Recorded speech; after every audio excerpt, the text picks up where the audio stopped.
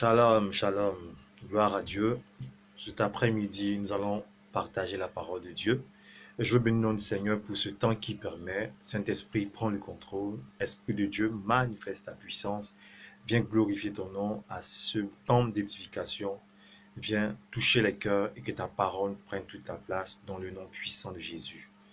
Amen. Donc, cet après-midi, je veux parler d'un non-accomplissement, d'un esprit, d'une chose qui fait que une prophétie ne s'accomplit pas ou peut ne pas s'accomplir dans la vie d'un chrétien. Et l'obstacle dont je veux parler cet après-midi est le manque d'adoration ou le manque d'intimité avec Dieu. Donc l'une des choses que j'ai remarquées, l'une des choses que j'ai découvertes qui empêche un chrétien d'accéder à l'accomplissement d'une prophétie dans sa vie ou de la prophétie de la parole de Dieu dans sa vie, le fait que ce chrétien ou cette chrétienne n'a pas une vie d'adoration. Quand on prend le livre de Matthieu 15, verset 8, Matthieu 15, verset 8, le Seigneur Jésus-Christ dit, il dit, ce peuple m'honore des lèvres, mais son cœur est éloigné de moi. Ce peuple m'honore des lèvres, mais son cœur est éloigné de moi. Dans Marc 7, verset 6, c'est la même chose qu'il le dit. Il dit, comme il est écrit, Ésaïe a prophétisé. Ce peuple m'honore des lèvres, mais son cœur est éloigné de moi. Donc, l'une des choses qui fait que un chrétien peut ne pas avoir une prophétie accomplie dans sa vie, c'est le fait qu'il n'est pas un adorateur, c'est le fait qu'il n'aime pas adorer Dieu. L'adoration est une puissance, c'est une sorte d'intimité. Nous devons être des adorateurs, nous devons être engagés dans l'adoration. C'est ça le plus important. Dieu t'a parlé, il a dit une chose sur ta vie et tu n'es pas intéressé à être dans sa présence. Comment est-ce que la prophétie va se réaliser? Elle ne peut pas se réaliser. Le fait même de ne pas être dans la présence de Dieu sous-entend que quelque part, on n'a pas pris au sérieux ce qu'on a entendu de Dieu. Parce que la prophétie, tu dois d'avoir à entendre ce que Dieu a dit. Tu t'es entendu? Tu t'es entendu ce que Dieu a dit? La chose doit s'accomplir. Donc c'est ça, saisir et activer la prophétie.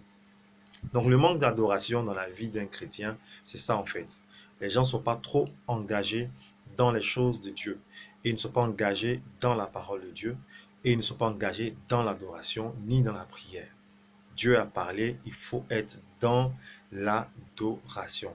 Quand on prend le cas d'Abraham, Abraham, c'était quelqu'un qui était dans l'adoration. Abraham était dans l'adoration, il était toujours dans l'adoration et il était engagé à plaire à Dieu. Il était dans un esprit, une atmosphère d'adoration. Je pense que cela est très important pour nous, enfants de Dieu. Donc nous devons être des personnes vraiment qui sont vraiment engagées dans les choses de l'adoration. Et c'est le plus important. Genèse 22, verset 5, nous parle du fait que Abraham a demandé à ses serviteurs de rester là. Et il a pris son fils unique, Isaac, pour aller sur la montagne faire l'adoration. Il dit, le jeune homme et moi, nous montons pour adorer. Vous comprenez? Donc, Abraham, notre père dans la foi, a cru à ce que Dieu lui a dit dans Genèse 12. Dans Genèse 12, Abraham a reçu sa prophétie. Ce sera le père d'une multitude. Donc, il était dans un esprit d'adoration. Et l'adoration a permis à Abraham d'entrer dans l'accomplissement de la prophétie. Et quand vous allez lire Genèse 12, Genèse 13, vous allez comprendre que Abraham a dressé des autels d'adoration. Il a dressé des autels après que l'Éternel eut parlé à Abraham. Vous voyez, donc l'adoration qui est venue après la prophétie est venue confirmer que Abraham croyait en ce que Dieu a dit. Comment Dieu peut te parler et après toi tu rentres dans l'adoration? C'est parce que tu crois. Mais tous ceux qui ne sont pas rentrés dans l'adoration, tous ceux qui ont vu quelque chose dans la Bible ou qui ont lu quelque chose dans la Bible ou qui ont reçu une prophétie, une parole d'un serviteur de Dieu et qui n'ont pas passé du temps dans l'adoration, certainement n'ont pas cru à ce que ce monsieur disait. Laissons même le fait que ce soit un homme de Dieu qui prophétise ou bien qui ait donné une prophétie. Je prends d'abord le cas de la Bible. La Bible est une prophétie. Apocalypse 1, verset 3. Heureux ceux qui entendent, mais heureux celui qui entend et qui lit les paroles de la prophétie. Donc la Bible est une prophétie. Et qu'est-ce que la Bible dit te concernant? Par exemple, une femme, la Bible dit que tu dois enfanter. Mais une femme qui n'est pas beaucoup dans l'adoration sera certainement assez dans l'amertume et dans les soucis de la vie. Donc, dans l'adoration, vous transportez la foi que notre père Abraham a eue. La Bible dit dans Galates chapitre 3, verset 7, nous tous qui croyons, nous sommes enfants d'Abraham par la foi. Donc, aujourd'hui, il n'y a pas quelqu'un parmi nous qui peut dépasser la foi d'Abraham. Parce qu'Abraham, à son temps, à 100 ans, il prend son enfant unique, il est sur le point de le tuer pour le donner à Dieu. Ça, c'est vraiment une dimension de la foi.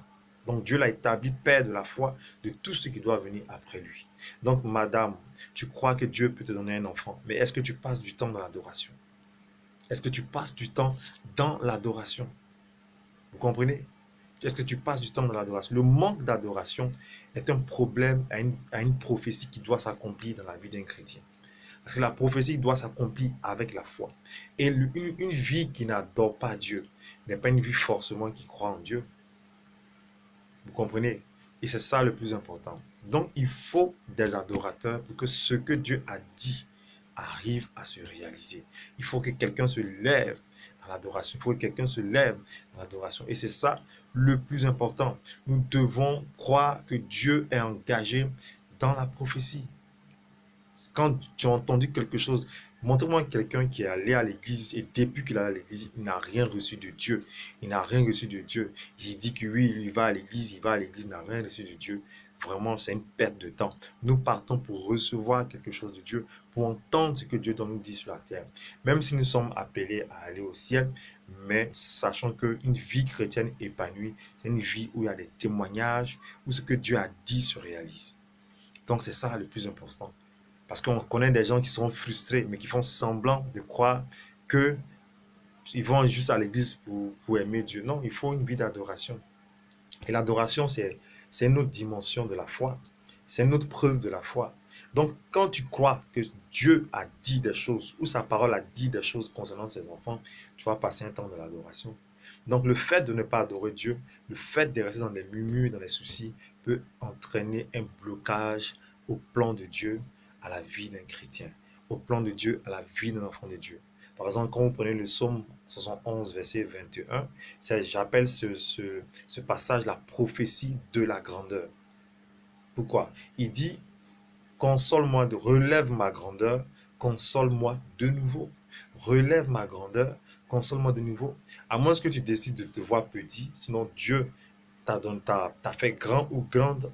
Si tu as des choses qui sont dans ta vie, tu dois envoyer la parole de Dieu qui est la prophétie et elle doit s'accomplir certainement. Donc tous ceux qui n'aiment pas adorer Dieu, tous ceux qui n'aiment pas la présence de Dieu sont en train de lutter eux-mêmes par leurs propres efforts à faire des choses que Dieu seul peut faire.